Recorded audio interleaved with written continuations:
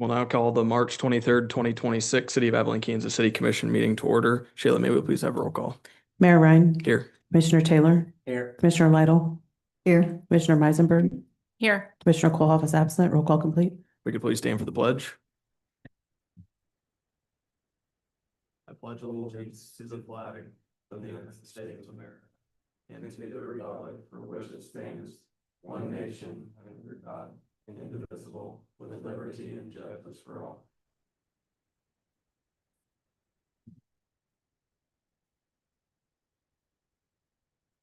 All right, next up, we have approval of today's agenda.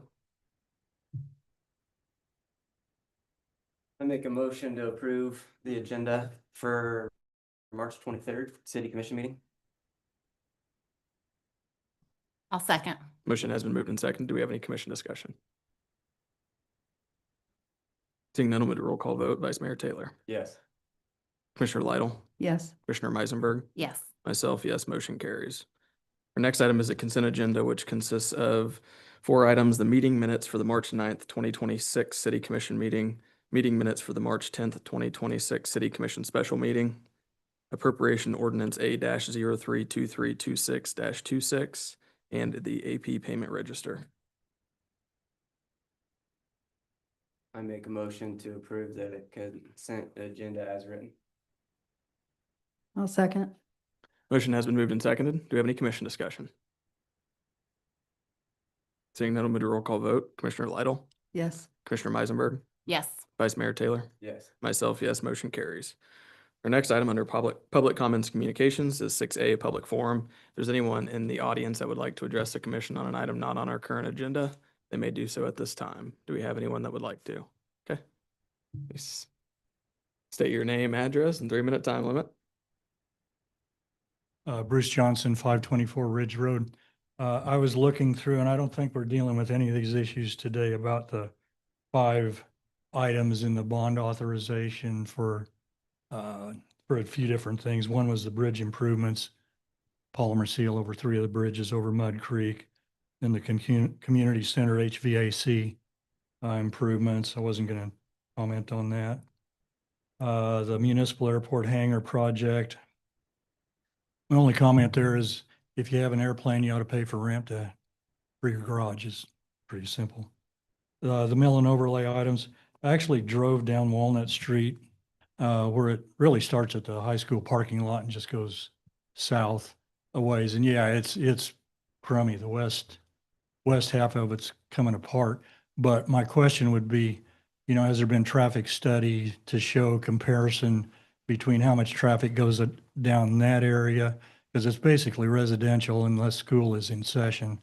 And my real thought is, I'm not sure why Cedar Street isn't on this list. It would seem to be pretty high priority because it's rough. It's it's been patchwork quilt so many times that it's not good. And on my way here, I drove down 14th Street from Brady to Buckeye, and yeah, it's not good, but it's not anywhere near as bad, in my opinion, as Cedar Street is. So that's my comments. Thank you. Thank you. And I guess I won't speak to Walnut, but I know Cedar Street, Brad, I think that's this summer, correct? Okay. It's already planned. Okay. Do we have anyone else that would like to address the commission on an item not on our current agenda? Okay. Seeing none, we'll move to 7 unfinished business. 7A is a public hearing regarding the advisability of creating a community improvement district in the city of Abilene, Kansas, to be known as the Scooters 1406 North Buckeye Avenue Community Improvement District, and the levy of a 1% community improvement district sales tax within such district. I will now open the public hearing. Do we have anyone that would like to speak on that item?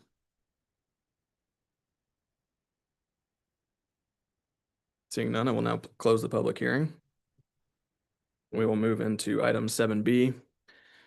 Consider approval of ordinance number 26-3474, an ordinance creating a community improvement district in the city of Abilene, Kansas, authorizing a certain project therein, approving the estimated costs of such project containing the legal description and map of the boundaries of the district, levying a community improvement district sales tax, and approving the method of financing for the project. Deputy City Manager, Community Development Director Zook.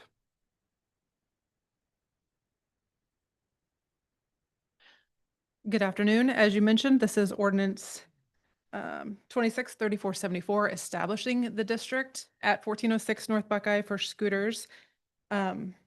Also, the accompanying development agreement is in there that have been signed by both parties. So again, this will be levying a 1% sales tax for that district, up to $260,000, a little over $260,000. Once that is recouped, that tax will stop, or it can go up to the 22 years to be recouped. So if you have any questions, I can try to answer those for you.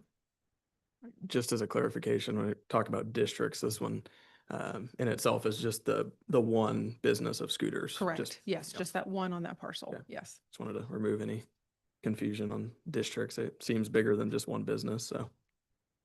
Do we have any other questions for Community Development Director Zook? Okay, thank you. Okay, thank you. No further questions. I would entertain a motion.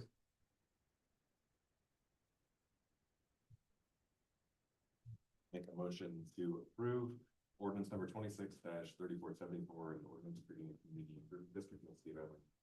As a certain project opinion, giving estimated costs. I'll second. Motion has been moved and seconded. Do we have any commission discussion? Seeing none, we'll move to a roll call vote. Commissioner Kolhoff. Aye. Commissioner Lytle, Yes. Commissioner Meisenberg, Yes. Vice Mayor Taylor, Yes. myself, yes, motion carries. Our next item is 7C, consider approval of resolution number 032326-1, a resolution authorizing and providing for improvements included in the multi-year capital improvement plan for the city of Abilene, Kansas, and providing for the payment of the costs thereof. Interim City Manager Quinn Day. Yeah, thank you. Several priority capital needs have been deferred and identified at the last couple meetings with the city commission. Those include bridge improvements or a polymer seal of the 3 bridges in town that we're responsible for, community center, HVAC replacement, municipal airport hangar project, the city's share of rebuilding those hangars that were destroyed by a storm, mill and overlay of Walnut Street, and a mill and overlay of Northeast 14th Street. The resolution before you now approves these projects as part of the city's multi-year capital improvement plan and authorizes the city to finance them with general obligation bonds.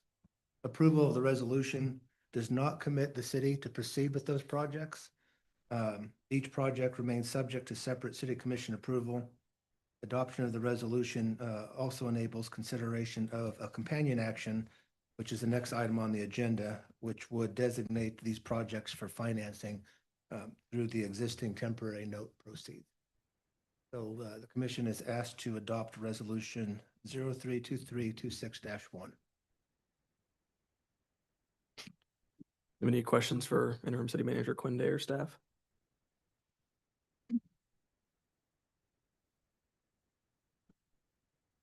No questions. I'd entertain a motion.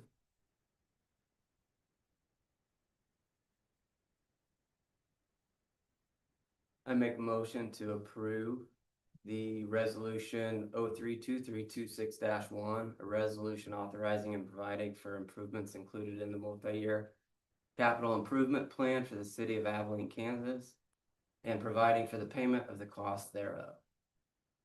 I'll second. Motion has been moved and seconded. Do we have any commission discussion? I just want to say we're spending this with money that we basically just created with a bond program. We took out a giant credit card that we didn't know we needed, or we were hoodwinked into thinking we needed.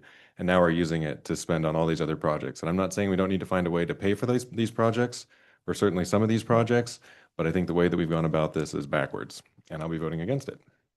Do we have any further commission discussion? Okay. Seeing none, we'll move to a roll call vote. Commissioner Meisenberg, Yes. Vice Mayor Taylor, Yeah. Commissioner Kolhoff, Nay. Commissioner Lytle, Yes. myself, yes, motion carries. Our next item is 7D, consider approval of resolution number 032326-2, a resolution providing for substitute improvements to be financed with proceeds of the city of Abilene, Kansas general obligation temporary note series 2025. Interim City Manager Quinde. This resolution designates the just approved projects from previous resolution as substitute improvements and reallocates a portion of the existing note proceeds to those projects.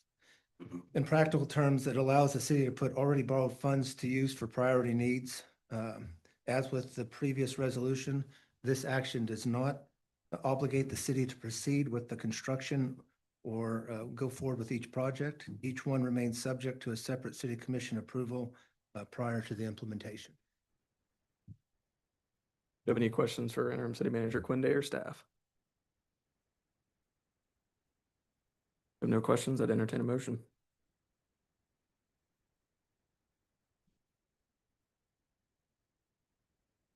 I'll make a motion to approve resolution 032326-2, a resolution providing for substitute improvements to be financed with proceeds of the city of Abilene, Kansas. General obligation temporary notes series 2025. I'll second. Motion has been moved and seconded. Do we have any commission discussion? I will be voting against it for the same reasons I mentioned before. Do we have any further discussion? Seeing none, we'll move to roll call vote. Vice Mayor Taylor, Yes. Commissioner Koloff, Nay? Commissioner Lytle, Yes. Commissioner Meisenberg, Yes. myself, yes, motion carries. Next item is 7E, consider approval of a bid from With Now Heating and Air, Inc. in the amount of $132,491.61 for the purchase and installation of 9 HVAC units at the Abilene Community Center. Facility Maintenance Director Alvarez, Parks and Rec Director Tim Brook. Before we get to that, I just Okay. want to point out, since I'm a short timer, that should the commission decide to down the road, you can do more than one reallocation if you find there's a need to do so. Thank you. Thank you.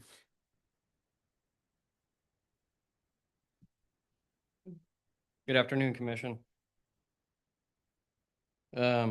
Based off our previous conversation, did look into heat pumps for out there at the rec center. The heat pump price I got was, With Now gave me a price, total price for those was $186,420, roughly $54,000 difference compared to their low bid for installing HVAC that's up there. On top of that, the electrical system to switch to heat pump and electric heat would need to be reworked. New breaker panels. I met with S&K Electric. They came out. We would need 2 new panels, wiring, conduit, and breakers. He said roughly 100 to 150 was his estimate. And then also on that, the transformer that is mounted outside the rec center is not big enough to switch to heat pumps. So Evergy would have to switch out the transformer, make sure their line can handle the upgrade for the heat pumps. So that's what I have on the heat pumps. That's what I got on the heat pump as far as switching to electric heat versus gas. To replace 1 unit at a time, I got a price for that. The smaller units, which is the gym mounted units, there's 6 of those. Roughly to replace those each individually is $22,358. If you times that by 9, and that's just the small units. The other 3 are different sizes and they're larger, so they would cost more. You're looking at $201,222 based off that quote or estimate. $68,800 difference compared to their low bid to replace all 9 at one time for the $132,490. Did you look at heat pumps with gas backup? I believe what With Now supplied was just with electric. Yeah, that was just electric. Electric heat pump was what he priced me. Okay, yeah, those are typically not the most, as you can tell, Yep. not the most cost effective for Yep. for our zone. I did talk to 2 HVAC companies total. They recommend to not put on heat pumps up there, period. Given the application that they're for, that was what 2 HVAC companies told me. And then the electrician also recommended not install heat pumps.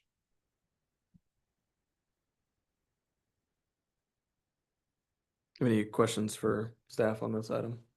Did you happen to check in on the energy savings of replacing 9 new on a average monthly basis? Or at all? We looked a little bit into electrical and gas, if that's what you're Yeah. asking. So out at the plant, wastewater plant has electric heaters and, one heat pump. Their bill roughly in the winter months goes up $7,000 to $9,000 more, which No, is, Brennan, I just meant from going from 22-year-old rooftop units to brand new rooftop units based on the efficiency. I Again, didn't, I looked it up, rough numbers, and it looks like it's gonna be anywhere from $4,000 to $8,000 a year. I'm sorry, I Maybe. misunderstood when you No. guys asked last time. Oh. I was looking at the monthly savings. Sure. That's from that end. Okay, from the heat pumps to the rooftop. To gas, Got it. yeah. Obviously, the newer units will be far more efficient than what we have. Right. Like I said, I had 7 companies come and look at it, 6 turned in bids, and they all recommended the same piece of equipment. I mean, it's very rarely do I get everybody to recommend the same replacement. And that's what everybody recommended, was to replace with what was up there with what they priced me. And I would assume the bulk of that price difference, I think it was 200 to 1,000-ish for replacing the separate ones instead of all of them. Yeah, that, you would have your crane mobilization, all Okay, that, yep, that's every right. time. I just did the math of, what they were each and then times it by 9 if we did them one at a time, when they went bad or. Plus all the crew mobilization and Yeah. going and getting. That's roughly, sorting the units over and over and over. Yeah. again. so that's roughly a $70,000 Yeah. savings. And like I said, that was just for the small ones. The other 3 on the first level are bigger. Right. And obviously they would be more to replace. Can you clarify for me which 2 units are actually non-functional right now? It's the 2 in the middle of the gym. Okay, so they're both the same units, same type of unit. Yep. The 6 on the gym are the same size. I believe it's the one above the bathroom and the lobby are the same size. They're a 7.5 ton. And then the one above the conference room is a 10.5 ton. So what would be the cost just to replace the 2 that are broken? To replace the 2 that are broken, you're looking at, 45,000 for just those 2. What are the sizes on those? Those are 6.5 tons.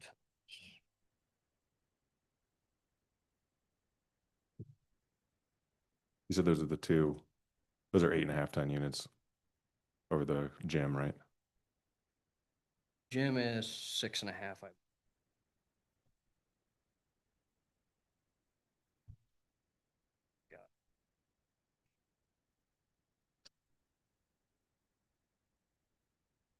Leave those 2 are listed.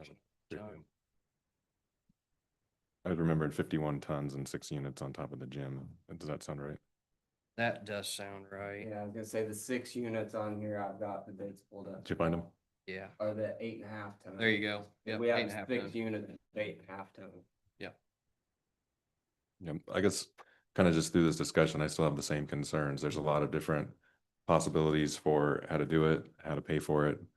I don't think any of us went home and looked at one of our units and saw that it was 20 years old and just decided to go out and buy a new replacement.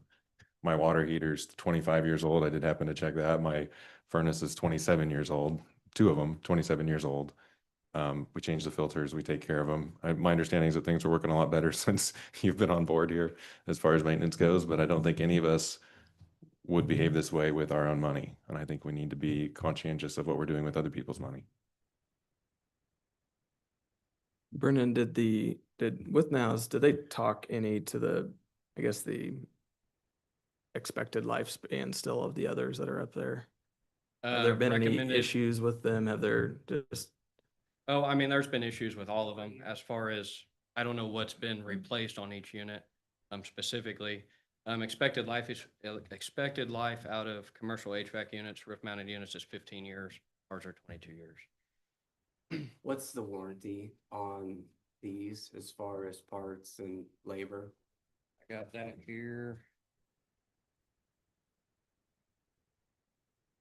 So heat exchangers is 10 years. 5 years on compressor, 5 years on economizers, 1 year on all other components, and then 3 years on the coils. That's what all of them were. All of them were the same.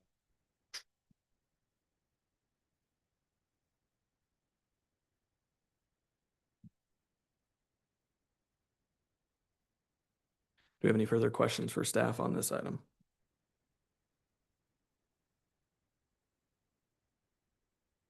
Thank you.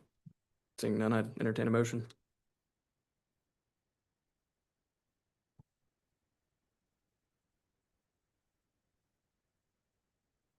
I'll make a motion that we approve the bid from Withtel Heating and Air in the amount of $132,491.61 for the purchase and installation of 9 HVAC units at the Abilene Community Center.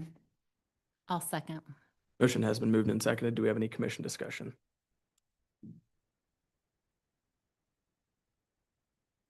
I'll just remind you guys that we were 2 months away from bankruptcy last year.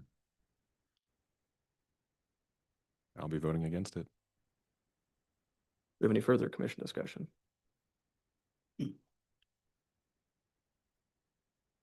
Seeing none, we'll do a roll call vote. Commissioner Kolhoff, Nay. Commissioner Lytle, Yes. Commissioner Meisenberg, Yes. Vice Mayor Taylor, Yes. myself, yes, motion carries. Our next item is 7F, consider approval of the City of Abilene's property insurance renewal with EMC Smart Insurance in the amount of $415,617. Interim City Manager Quinn Day. If the Smart Insurance provided us a renewal option at the current $1,000 deductible for vehicles. That was at $426,293, about a 5.2% increase. That increase was largely tied to an updated total of our insured property from $89 million to $93 million. Smart Insurance did also propose a way to save money would be increasing our deductibles on vehicles to $3,000. That would bring the cost down to $415,617, or a 2.8% increase over last year. After reviewing the policy proposal and discussion among staff, we recommend selecting the lower premium with a $3,000 vehicle deductible, and we would encourage the commission to establish a risk management reserve fund and allocate the projected savings. In your packet, it says $10,677 to that fund to offset potential future claims. That $10,000 is based on the 426 and then going down to 415. But for 2026, we budgeted $421,000, $558 for insurance renewal. That's really a savings of, we could put $5,941 into a risk management reserve. Plus, we also did receive a significant dividend check that we could, a commission consider putting in there. So I've asked the city attorney to create an ordinance creating that risk management reserve fund that we'll bring back to you in the next meeting or two for your consideration. We're asking the commission to approve the renewal with EMC Smart Insurance in the amount of $415,617. Quick question, Kyle, were you presenting that dividend check today, or was that? We already dropped it off. Okay. Okay. Do we have any questions for staff on this item?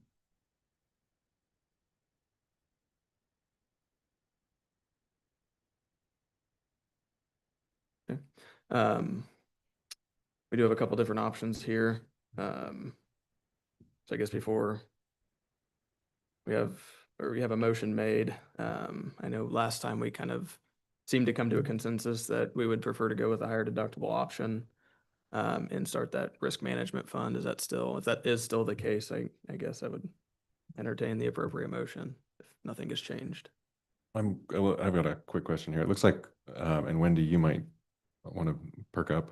It looks like maybe we're paying insurance on the library. Is that consistent with our agreement with the library? Yes.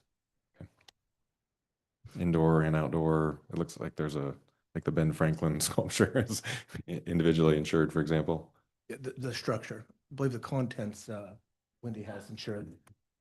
If you want to take the mic, sorry. I just throw things. It's okay. Wendy Moulton, Library Director. The library pays for the contents part of our insurance, and the city pays for the building because they own the building, and that is consistent with our contract with the city. And we have added, we've asked to add a couple of things like the statues on, and I think that that's part of our bill as well, but I'd have to clarify. Kelly, We just pay whatever bill they send us every year. So I for the didn't, contents. I didn't see contents coverage for the library specifically in here, and I may have missed that. Is that your understanding that that is in this policy? Everything is on a blanket basis, so every building specifically has a number for, business, personal property, so it can be used anyway. So if we lost, let's just say this building, essentially you could get, limits on just this building. However, we try and keep that close as we sit down with directors and such and go, okay, hey, where are you guys at? So if we sat down with Kelly, we'd say, so this is what we have for contents, but we know that we have, furniture, fixtures, basketballs, baseball equipment, things like that, and they try and keep on it. So we try and I don't know if you want to take the mic here, but I guess my concern is specifically with the library, there's a lot of value. I would say, I don't know what the value is. Maybe you can inform us, but in kind of a tight area and all really flammable. So I didn't know how that was We need to insured. run with our new catalog system. I need to run the actual totals again. I haven't run it in a while, but yeah, we just pay the bill that the city gives us every year towards our contribution for that. So 89 million to 93 million. Kyle jump in, but if we had the $2 million. We had something go through and tear down a bunch of buildings. 93. Locked in. And this building is $1 million, and that building is $5 million. Got 93 million insurance based on interviews that come out.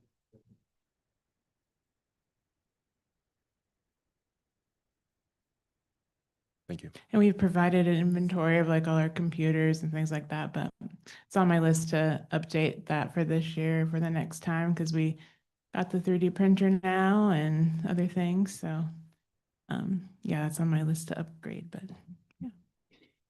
Thanks, Wendy. Thank you. Do you have any further questions for staff on this item?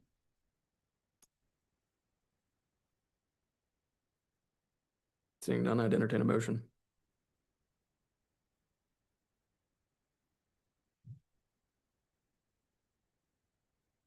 Make a motion to approve the property insurance renewal with EMC and Smart Insurance in the amount of, we got $415,617.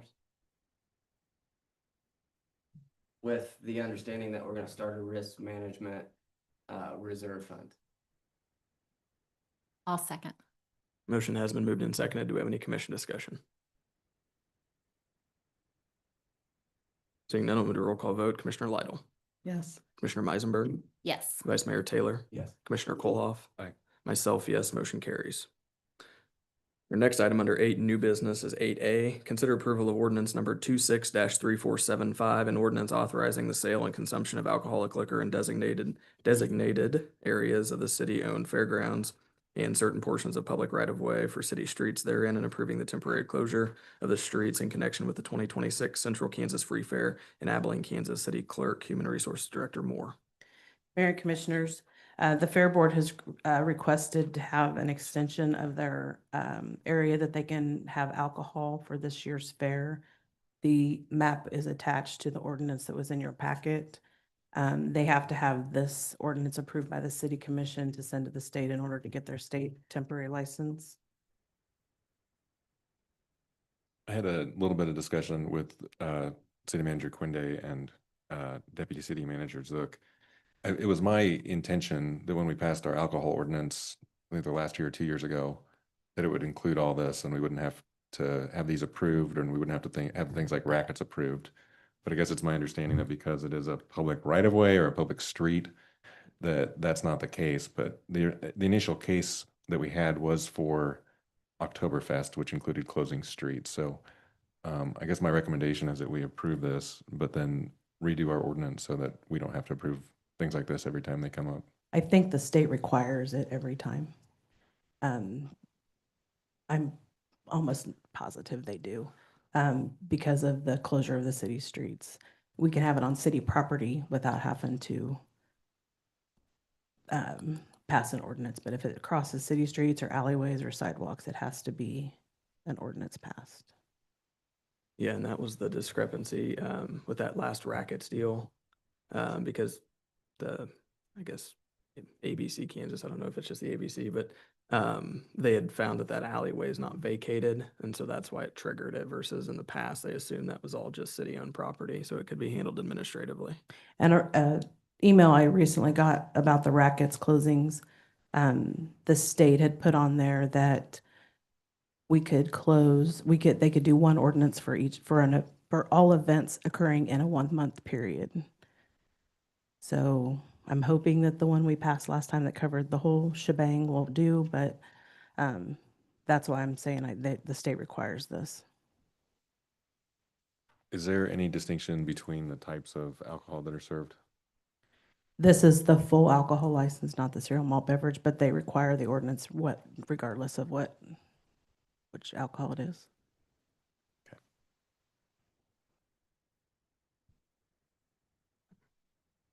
Have any further questions for staff on this item? So I guess we're assuming this specific one will come back to us every year now. I think it depends on how it goes. They're wanting to give it a whirl this year and see how much, if they do any better with their sales. So I think it'll be on a case-by-case basis. It's already approved for the grandstand that happens every year by the ordinance that we passed on public property, so. Sure. So the only reason this is coming up is because it's at Stroll Hall. It's because it's on the streets. Any further questions for city staff? I know we don't have any common consumption areas in town, but are those allowed to include city streets? I believe so. It just has to be marked as some way, and it could even be like paint on the ground as far as, Yeah. from my understanding. Yeah, that's what I've seen, I think in maybe Topeka or something like that. Mhm. Does Salina have a district like that too now?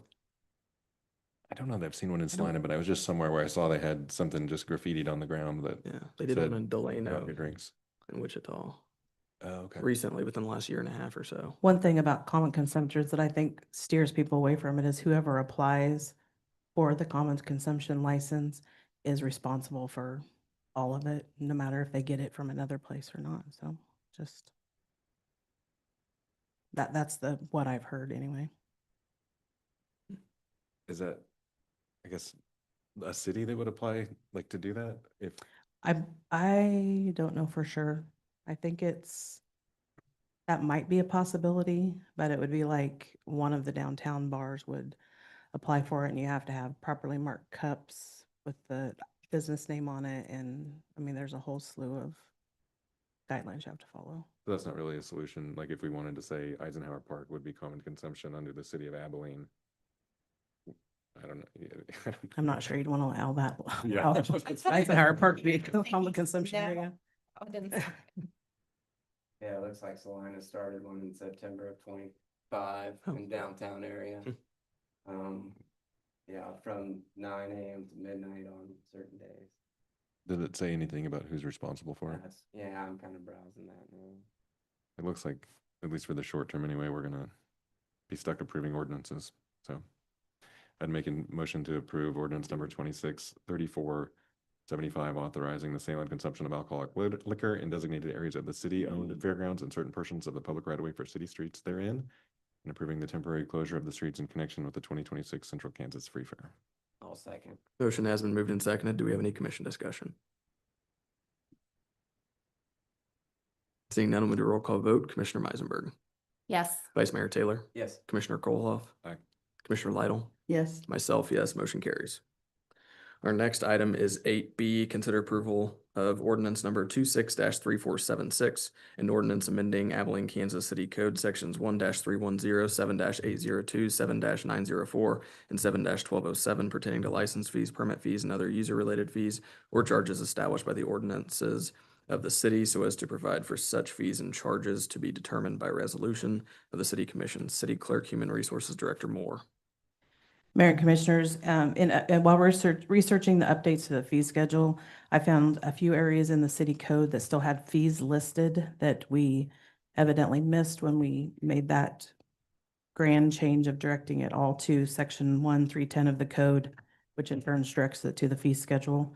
So this is just cleaning up those sections of the code to point it to the fee schedule. So it's basically moving those three or four that were missed and putting them where they're supposed to be, Mhm. to oversimplify it. Fees are same. Yes, the fees haven't changed. Have any further questions for staff on this item?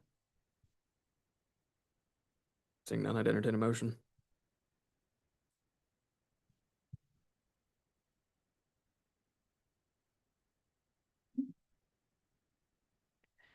I'll make a motion to approve ordinance number 26-3476, amending Abilene City Code sections 1-310, 7-802, 7-904, and 7-1207 pertaining to license fees, permit fees, and other user-related fees or charges established by the ordinances of the city, so as to provide for such fees and charges to be determined by resolution of the city commission.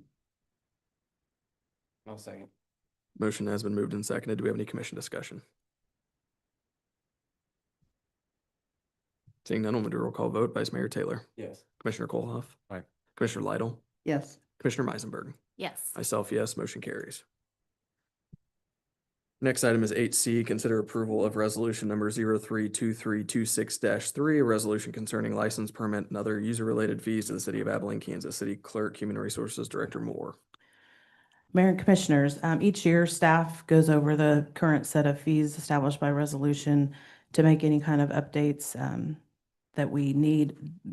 Mainly this year is just a cleanup of moving different things to different departments where they fall under, establishing the rates that the core ordinance passed, and just different things like that. Mainly cleanups, very few changes. So if you have any questions, I can try to answer them. Questions for staff? I guess one of the things I want to be mindful of here on the hangar rental, I know we've got that on this fee schedule.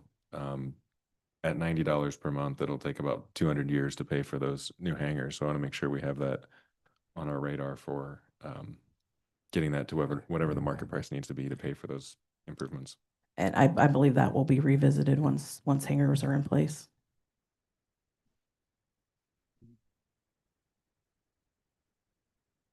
Yeah, 'cause depending on that grant approval, it'll drastically change the dollar amount. And probably jumping way ahead, but is that something that at that time we would be able to just institute an annual, I guess, look back on it? So we make sure that it's keeping up with market rates, things like that. Yeah, I know it'd come to us annually through this, but I think the reality is that we're going to be way above what they're calling market rates because they're so highly subsidized. I mean, I think that's the reality. If we have to pay, I think at $200,000, we did the math on this in real time a few months back, but most of these this is probably a market rate is $100 a month, which is egregiously low for that type of improvement. So we're going to be way outside of what I would call the market rate. But I do think a 1%, 2%, 3% increase every year is probably reasonable too. yeah, and I shouldn't use the term market rate. I was thinking rate to make sure we service that debt when it does come up. Do we have any further questions for staff on this item?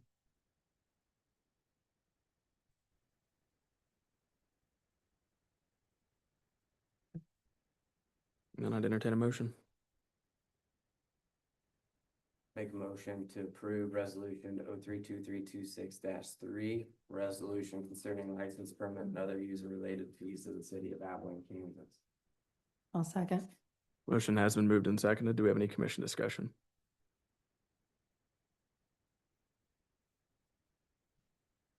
Seeing none, we'll do a roll call vote. Commissioner Kolhoff. Aye. Commissioner Lytle, Yes. Commissioner Meisenberg, Yes. Vice Mayor Taylor? Yes. Myself, yes, motion carries. Our next item is 8D, discussion regarding the purchase of a camera system for sewer line and stormwater drainage inspections. Public Works Director Anderson.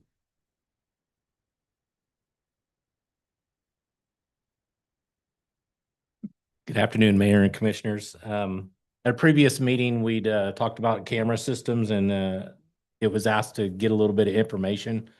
So we've done that. We sent inquiries to some vendors and basically just got a common response back. In fact, the one vendor we work with quite a bit, Key, they offered to come out and do a free demo with us to see what it's like. So we got to see one in use and utilized it to inspect the pipe while it was here. So that was a good thing, but most of you got the packet, or you all got the packet. I think the highlight for those that didn't get it was basically we have 52 miles of sewer lines, about approximately 20 miles of storm drainage, and about just over 80 miles of water lines. So I think value wise, obviously it's an expensive unit, but just an FYI, the one recent local contractor that we had do a scenario for us where we had to find something out. That cost was roughly about $300 to have them come out and run their camera for us when we don't have our own or looking for another option to find an answer. It just gives you an example of the value of if you drop that thing multiple times a day to needing to inspect a location, what it roughly would add up in value wise. Do you have any other questions about the unit or anything that was supplied? I guess more of a general question. How often are you or your guys out and thinking, okay, we could really use this? Like, is that multiple times a day? Is it times a week? I mean, I would say more in a week's period time frame. I could easily see it be used 3 to 5 times a week easily. It's sometimes in once a week, because not only are we have daily sewer line problems and everything that we got to find out, do we have root balls growing in them? Do we have something structurally wrong with a pipe? But it just takes the investigation part of everything out of it, to be honest. Does this system include like a GPS mapping component? Like where you'd be able to, I don't remember the name, this one specifically, but actually Mr. Johnson in the audience here spent some considerable time looking at that and sent me some of those. I do recall that one of them would essentially physically map out everything where it could be added to the GIS. I think if we wanted to, it's maybe got that capability. Got 64 hours of recording device. We actually recorded the device of the one that we did on that day, and that's very handy because what I could do is I could bring that or download it and bring that video evidence in here and show you a problem that's specifically going on, especially if the project costs a lot of money. And so it takes the guesswork out of everything. But our GIS system is Solo, that SAM GIS that we utilize for all of our stuff. I guess I would have to find out. It would be a situation where maybe we'd have to provide them the information so they could download it onto our system. Yeah, I mean, yes, our infrastructure is already mapped. So I guess if we needed to document an area that we do have a problem, we should be able to add that directly to it ourselves, honestly. Yeah, I'm not sure what the distinction is, but I have noticed that distinction with some of the, I'm not sure if it's software or hardware, or what it is that works together to make that happen. But I guess I would kind of envision that being not too terribly different from your streets. I guess there's probably a lot of issues that you don't know you have because you haven't been able to look at them. Oh, yeah. But once you go and look, you're going to have to, Definitely. prioritize how you do it. I'm positive we'll be able to, we'd keep a unit busy by just investigating the problems that are just occurring, and problems that we have weekly, to be honest. In the future is smoke testing.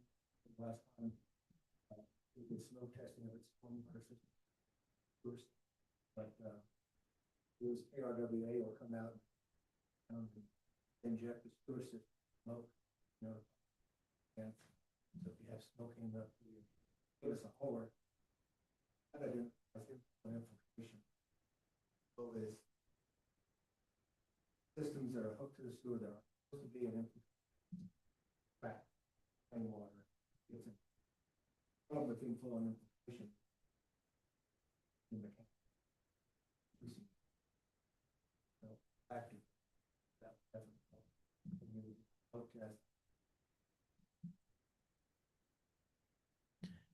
Yeah, the description of the model that was given had about 1,000 foot of line. There's another option where you could get even further, but this is a portable unit that you put on and off of actually a flatbed pickup, or you can put it on a trailer, maneuver it around, put it away when you don't need it, so it's protected. Another possibility that you could utilize it for, just like we do our vac truck. If we were willing, we'd have to basically our operators only. But I can see other municipalities, local ones like Solomon and Chapman, wanting assistance, and we could help service them. And then if there. How long, and this might, I imagine you don't know this off the top of your head, but if you're inspecting water lines and that type of thing, how far do you need that to be able to go between access points? Well, yeah, that's going to depend on the spacing of each specific area. We would have to, I think I get what you're saying, but we'd have to strategically drop into a manhole within that distance of our reel length and then either run it back the other way or go to the next manhole. Yeah, you could go both directions. I mean, you could get 2,000 feet out of a 1,000-foot cable. Correct. Be clear, this is not Correct. That is a closed system. But you think 1,000 feet would get you between access? I think for a lot of what we have, that yes. Majority of. Yes. And from here, any other questions from here, it's up to where we go from here.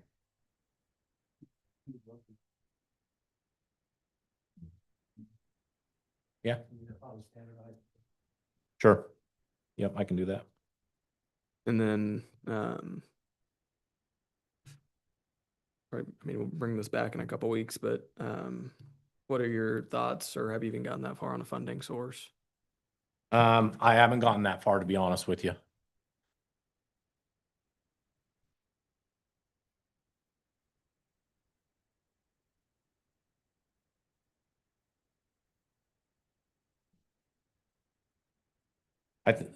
I realize these were some quotes, and I think they're pretty solid quotes. To get us in the ballpark, it wasn't a bid or anything. It just that they work with us really well, and obviously we try and get a little bit more response. We could use, if we wanted to, we could look into the, help me out here, the sole sourcing or not, the avenue that we use for purchasing. Approved vendors or whatever. Yep, there's a name for it. Yeah. Sourcewell? Sourcewell, sorry. Yeah, Sourcewell or what, yeah, and I know this particular vendor is listed on them because our last vac truck came through them. I was trying to help you out. It I was know, Coming a me little slow to too. me too.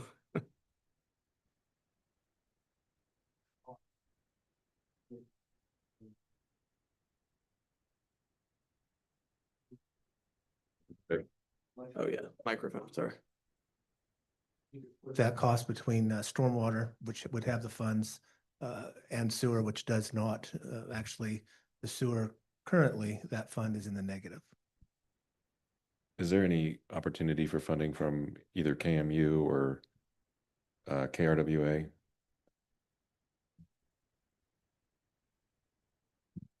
Generally, both of those organizations don't fund equipment purchases. What they'll do is they'll purchase the equipment and then loan it out to municipalities.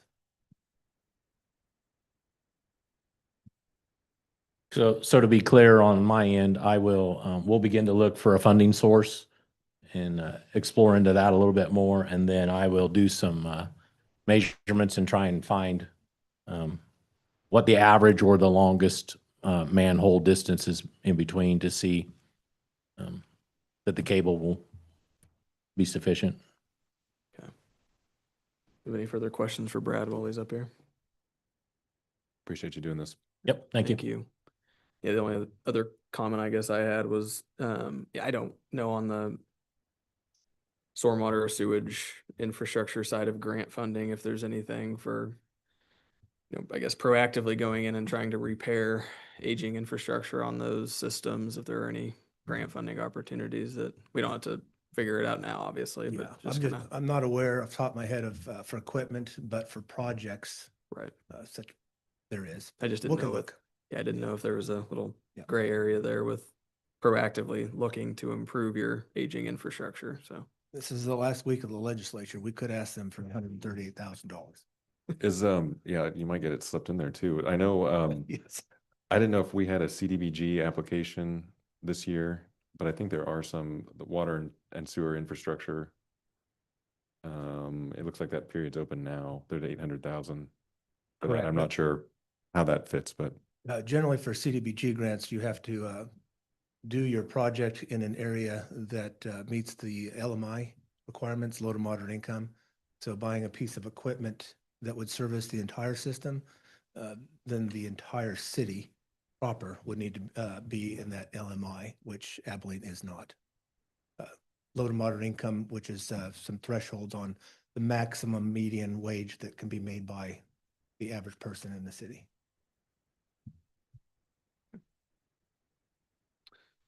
Next item is 8E, discussion regarding establishing section 1-505 of the city code pertaining to standards and specifications for public improvements and infrastructure within the city. Interim City Manager Quinde. Yeah, for many years, the city has had a book of standards and specifications, and there are references to standards and specifications throughout the city code in certain areas. Looking into that, we were just recently went through all of those standards and specifications, making sure that they're all up to date, meet our needs, meet engineering standards. But in that process, we recognize that even though it's referenced in the city code, there's no formal mechanism in the city code that adopts those standards and specifications. So the city attorney has drafted the ordinance, which is in your packet. And what that would do is it would allow the city manager to adopt those as they change. And those specifications aren't things that we're gonna go build like the C-clip project. That would still need to be engineered, or a new sewer line. We're talking about driveway and alley entrance details, what types of curbs are allowed, sidewalk construction standards and ADA ramp standards, trenching and backfill standards, street sections, and utility details. Mainly, it's material specifications and installation methods. And the example that comes to head or mind is that we require wire mesh reinforcement in driveways.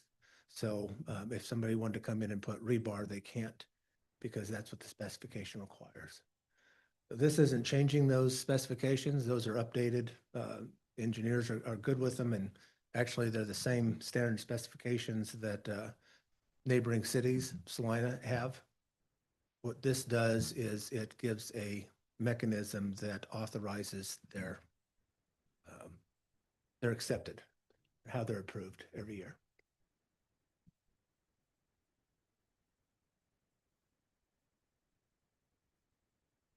So basically engrossing what's already happening in city code. Yes.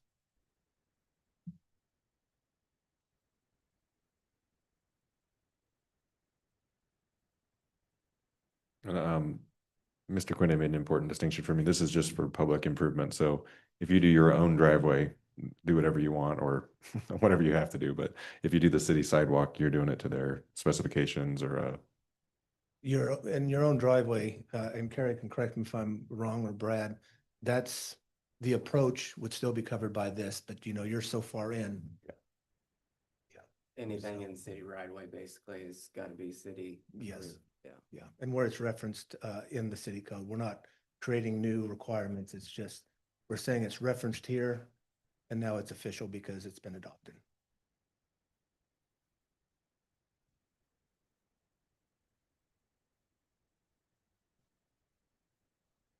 You have any further questions on that? That's something we have any issue with approving today, or do we want to hold off for 2 weeks? Actually, 3. Yeah, it's completely up to you. This is more of a housekeeping item. We I just just- have, yeah, I just think for good practice, it's good to put it out there. The things that you think are simple are the ones that have come to bite us in the past. So I'd just like to see if there's any feedback from the public on it. I can wait till the next meeting too. okay, so we'll bring it back with an ordinance number on, I believe, April 13th. next meeting. Okay, thank you. Then under heading 9, we have department reports. Do we have anything to add that wasn't in the packet? Just that Brad shared with me today that KDOT will be doing a resurfacing project on I-70, just starting to the west of the main Abilene entrance, K-15 and I-70. They'll start just to the west of there, go 8.5 miles to the east. They'll do concrete patching, mill and overlay, striping, and rumble strips. Expected to start on March 30th and last through September sometime. And during that time, the interstate will be closed down to one lane and when they're doing that work. Just more of an FYI, and Kelly has already sent out a public notice, even though it's a KDOT project, on Notify Me. So, I'll add to that just because I've had some discussions, but there'll be more to come, but it will affect at some point, whether it be a day or whatever, the Abilene interchange. So the Abilene interchange at some point, eastbound, westbound, however they do it, will be closed and unavailable.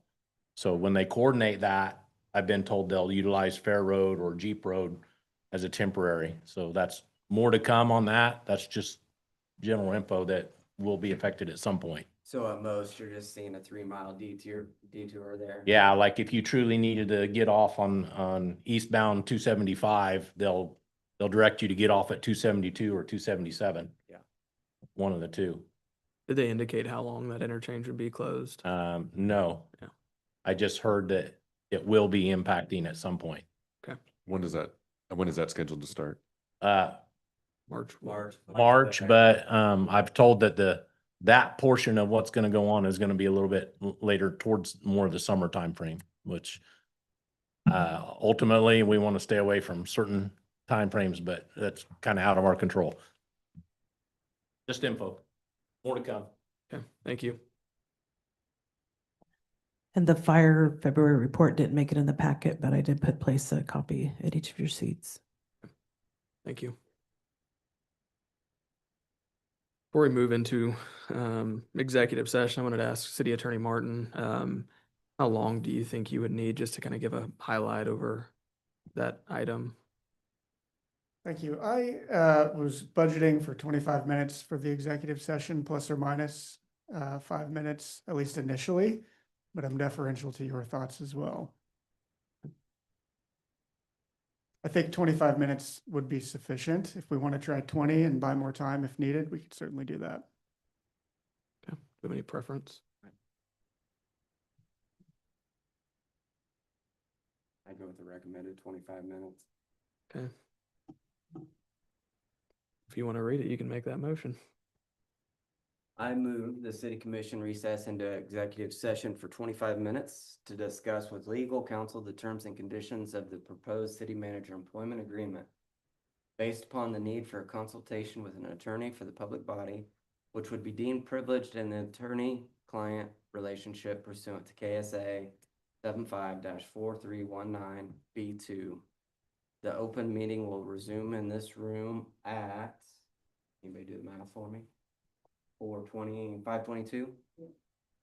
23. 523. Do you have a second? Second. We have a motion and a second. Do we have any further commission discussion? Seeing none, I'll move to roll call vote. Commissioner Lytle, Yes. Commissioner Meisenberg, Yes. Vice Mayor Taylor, Yes. Commissioner Kolhoff. Aye. Myself, yes, motion carries. We're in executive session.